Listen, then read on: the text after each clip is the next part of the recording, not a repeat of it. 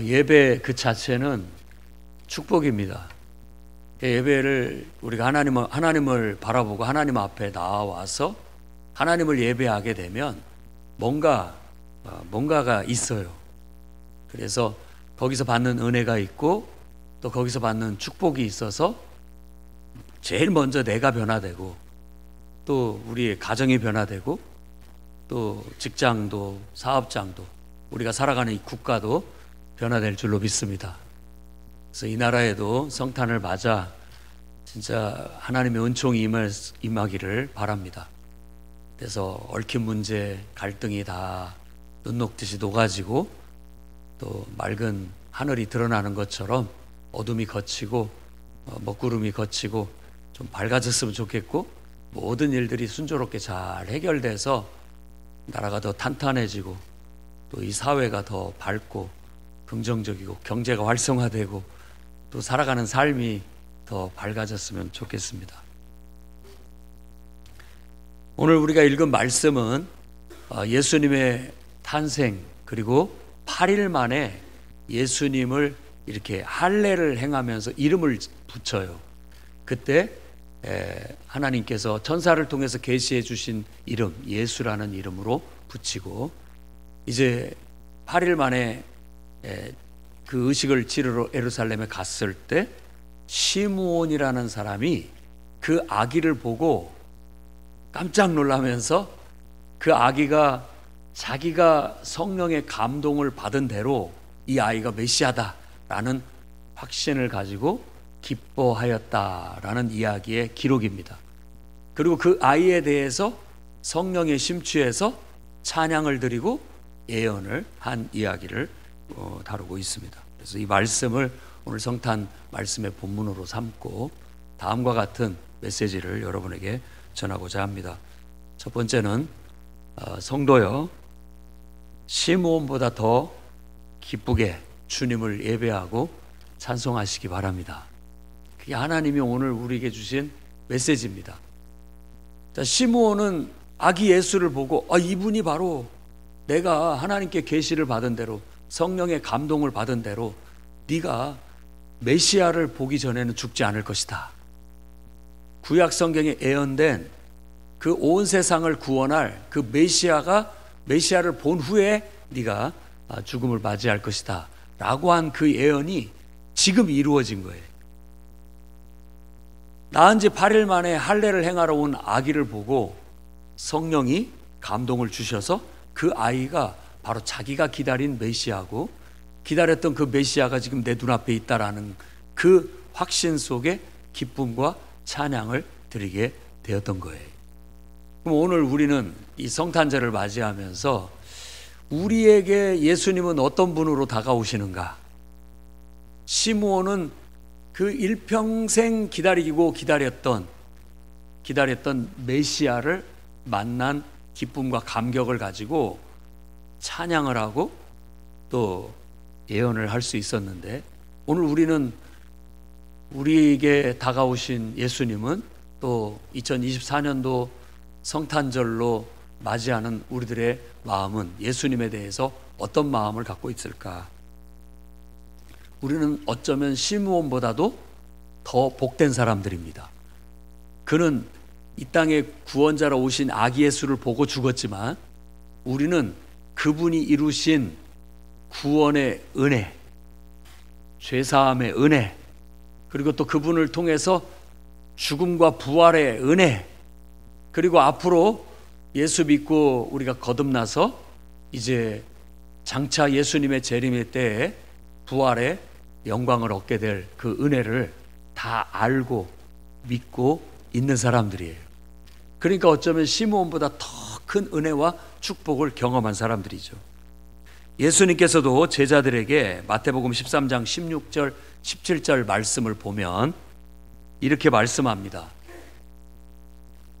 말씀을 띄워주시죠. 그러나 너희 눈은 봄으로 너희 귀는 들음으로 복이 있도다. 내가 진실로 너희에게 이르노니 많은 선지자와 의인이 너희가 보는 것들을 보고자 하여도 보지 못하였고 너희가 듣는 것들을 듣고자 하여도 듣지 못하였느니라. 아멘. 제자들에게 너희가 나를 보고 있는데 그 봄이 그 세상 그 어떤 사람보다도 축복되다라고 그렇게 예수님께서 말해준 거예요. 그걸 제자들이 정말로 예수님을 제대로 알았다면, 제대로 보고 있다면 그럴 것이다 라고 얘기하는 겁니다. 오늘날도 마찬가지겠죠. 예수님을 제대로 알고 그분의 의미를, 예수님의 의미 그 자체를 안다면 우리 마음에는 늘 기쁨과 평안과 든든함이 있을 겁니다. 어떤 존재는 그 존재 자체로서의 의미를 가져요. 그냥 아무것도 아닌 것 같지만 그냥 존재는 존재 자체로서의 영향력과 의미를 가집니다. 우리가 예수님 하면 그 예수님 그 자체가 우리에게 존재 의미와 가치를 갖는 거예요. 예수님 하면 여러분 마음에 시름 근심이 다 녹아지기를 바랍니다. 그런 분이에요. 예수님 하면 죽음에 대한 걱정, 또 미래에 대한 불안 다 사라지는 그런 의미가 있기를 바랍니다. 예수님 하면 모든 무질서와 혼란이 다 그분 앞에서 다 사라지고 평화가, 질서가 찾아온다라고 믿으시기 바랍니다. 그래서 우리는 예수를 부르는 거예요. 그리고 그냥 다른 거 다 필요 없어요. 그냥 예수님 그 자체가 우리에게는 구원이에요. 모든 문제의 해결, 그리고 내 삶의 모든 희망, 그리고 내 삶의 모든 문제의 해결, 그분 그 자체가 내게 갖는 의미예요. 그런 분이 내 곁에 있다니 그냥 감사하죠. 그런 은혜가 오늘 여러분에게 깨달아지기를 바랍니다. 여러분들의 배우자는 여러분의 삶에 어떤 의미입니까? 여러분의 자녀는 여러분의 삶에 어떤 의미입니까? 가만히 보면 끔찍하죠. 다 끔찍이도 애끼고 사랑한 줄 알고 있습니다. 없으면 어떻게 살까 싶은 그런 느낌, 의미, 가치를 가지고 있죠. 그런데 예수님은 그보다 더 본질적인 의미에서 우리 마음의 의지, 우리 마음의 힘, 우리에게 희망, 모든 문제의 해결, 그야말로 그런 의미가 되는 줄로 믿습니다. 그래서 정말 여러분들이 가까운 사람들이 여러분들에게 실망을 주고 또 낙심을 준다 할지라도 흔들리지 마십시오. 예수님은 늘 여러분 곁에 항상 여러분들의 희망으로 함께하고 계시고 여러분들의 위로로 함께하고 계시고 여러분들의 힘으로 함께하고 계시니까 그분을 붙잡고 한번 믿고 나아가 보시기 바랍니다. 그러면 하나님께서 다 해결해 주실 겁니다. 그런 분이 우리에게 찾아왔으니 내가 그런 분을 알고 이렇게 예배하고 섬긴다라는 것은 축복이다, 기쁨이다. 그리고 내 눈앞에 펼쳐지는 일들이 다소 부정적이고 어렵고 힘들어도 이분이 나와 함께 하신다면 다 헤쳐나갈 수 있어 라는 그런 확신을 가지고 여러분 시므온보다도 예수님을 내가 믿게 된 것, 예수님이 내 마음속에 계신 것을 더 감사하게 여기고 더 기쁘게 여기고 더 그 축복으로 여기고 여러분 그 든든한 마음을 갖고 그 신앙으로 앞으로의 삶을 헤쳐나가시기를 주의 이름으로 축원합니다. 아멘. 두 번째로는 우리에게도 예언자적인 믿음을 가지고 자기 사명을 감당하는 그런 신앙이 있어야 되겠습니다. 34절, 35절 보면 이제 아기 예수를 보고 그분이 메시아라는 걸 확신하고 그의 부모에게, 그의 어머니 마리아에게 이르는 말이 나옵니다. 보라, 이는 이스라엘 중 많은 사람을 패하거나 흥하게 하여 비방을 받는 표적이 되기 위하여 세움을 받았고 또 칼이 내 마음을 찌르듯 하리니 이는 여러 사람의 마음의 생각을 드러내려 함이라. 이걸 예언이라고 합니다. 한 사람의 운명을 말하고 있는 거예요. 그러니까 한 아이가 태어났는데 그 아이의 운명이 오늘 말씀을 보면 썩 좋지는 않아요. 좋지 않아요. 참 고생스럽겠다, 이런 느낌? 힘들겠다. 아까 저 찬양 인도하는 우리 전사님도 그 가사 때문에 이렇게 감동을 받아, 예수님이 이 땅에 오신 건 우리에게 너무나 큰 기쁨이고 축복인데, 또 한쪽에서는 그분이 우리 때문에 당하신 고난과 역경과 희생과 죽음을 생각하니까 또 마음이 슬퍼지는 것이죠. 한면에는 그런 마음이 있습니다. 그러니까 어떤 인생이든 사명이라는 것은 쉽지 않아요. 쉽지 않습니다. 왜냐하면 싸움이에요. 싸움. 불의와의 싸움, 나태함과의 싸움, 게으름과의 싸움, 거짓과의 싸움, 죄악과의 싸움. 이 싸움이 치열해요. 치열하고 때로는 많은 것들을 앗아가고 많은 상처를 주게도 만들고 어려움을 주게도 만듭니다. 그런데 그 길을 가야만 해요. 그 길을 가야만 해요. 그래야만 문제가 해결되니까. 그래서 지금 이 시므온이 정말 너무나 축복된 한 아이를 보면서 그 부모에게 이와 같은 애언을 한다는 건 믿음의 눈으로 이걸 보고 있다라는 거예요. 그래서 우리 성도들도 신앙생활을 할 때 좀 믿음의 눈으로 인생을 볼 수 있는 그런 견해가 필요하다고 여겨집니다. 이 사람이 그렇게 믿음의 눈으로 한 아이의 운명을 볼 수 있고 세상의 역사의 흐름을 볼 수 있었던 것은 성령이 감동했기 때문입니다. 그는 성전에서 살며 성전을 가까이 하고 늘 기도하면서 주님 앞에 갈 것을 준비하고 있었어요. 근데 주님이 허락을 하지 않아요. 너는 메시아가 이 땅에 태어나서 내 눈앞에 나타날 때까지는 내가 네 생명을 거두지 않겠다. 그러니까 그 기다림도 어떻게 보면 고통이에요. 그런데 그게 사명이었던 거죠. 그래서 그 아이를 보자마자 이제 내가 쉼을 얻을 수 있겠구나, 내가 노임을 받을 수 있게 됐다라고 기뻐하고 있는 거예요. 사명이라는 건 그런 겁니다. 그래서 그 무겁고 어렵고 힘들다라는 것을 십자가로 상징적으로 말해주고 있는 거예요. 교회가 십자가를 예수님의 탄생, 또 더 영광스러운 부활, 여러 가지 것들을 상징으로 삼을 수 있었지만 십자가를 상징으로 삼는 것은 우리가 이 땅에서 존재하는 이유는 예수님이 감당하신 그 사명, 우리도 그 사명을 함께 감당해야 된다라는 어떤 그런 사명감을 고취시키기 위해서도 십자가가 우리 기독교의 상징이기도 합니다. 그래서 우리가 세상을 볼 때는 그냥 보지 않아야 되겠고, 정말 예수 그리스도께서 이 땅에 오셔서 이루신 그 구원의 은총이 온 세상에 전해져야 되겠는데, 한 사람 한 사람이 하나님을 알고 예수 그리스도의 그 십자가를 통해서 사랑을 깨닫고 하나님께 돌아와 하나님을 예배하는 사람이 되게 만드는 것, 그게 우리의 사명이에요. 그게 우리의 사명이고, 우리가 세상을 구원하는 방법이고, 또 이 나라를 위해서 애국하는 방법이에요.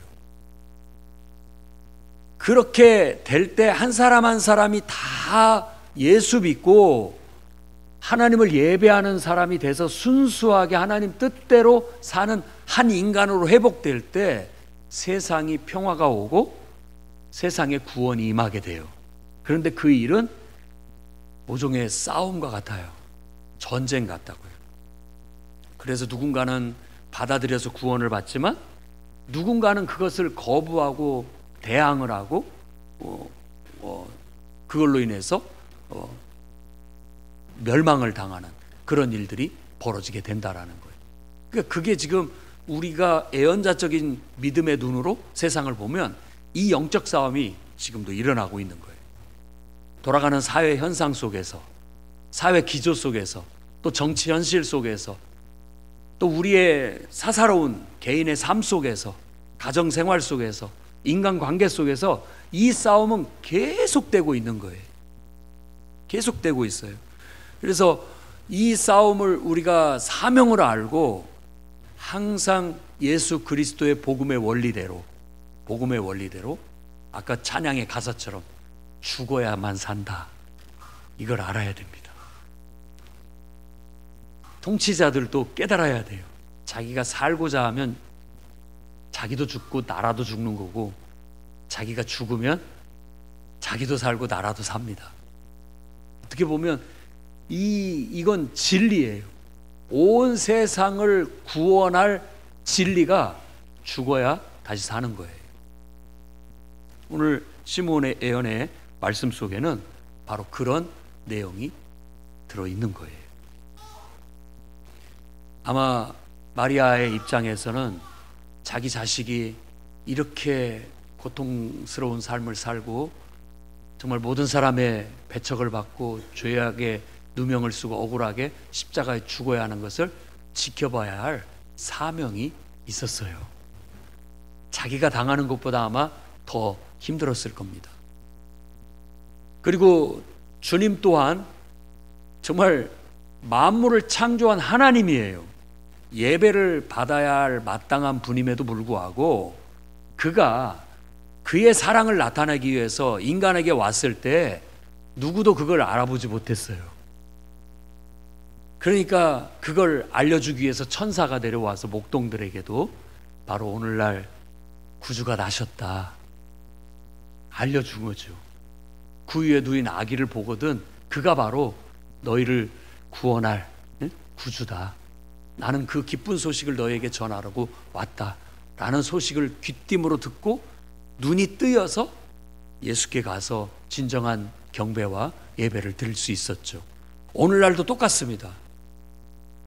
눈이 뜨이고 귀가 열려야 정말 예수 이 존재 자체가 온 세상의 평화의 근본이고 세상을 구원할 진리가 그분 안에 있구나.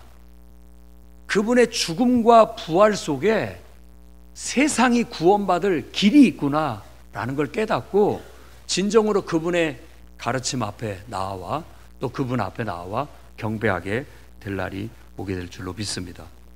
그래서 우리도 이제 예언자의 눈으로 세상을 볼 수 있어야 되겠고 이 성탄절을 맞이하여 예수 그리스도의 그 희생과 고난의 사역을 기억하고 이제 우리도 주님이 먼저 그 길을 가셨으니까 우리도 그 길을 가야 된다 라는 마음을 갖고 여러분 사명의 삶을 살아가시기 바랍니다.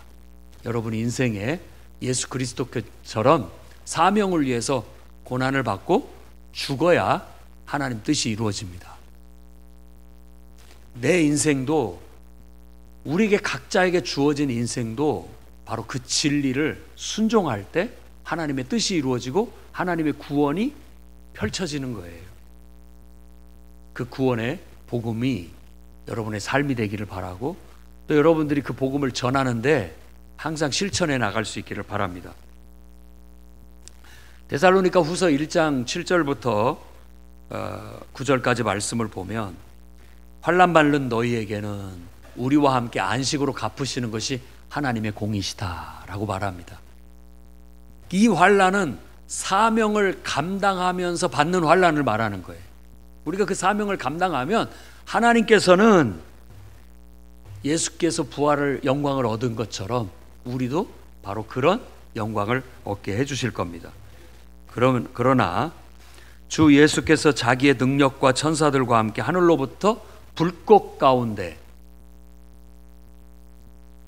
나타나실 때 하나님을 모르는 자들과 우리 주 예수의 복음을 복종치 않은 자들에게는 무엇이 내린다고요?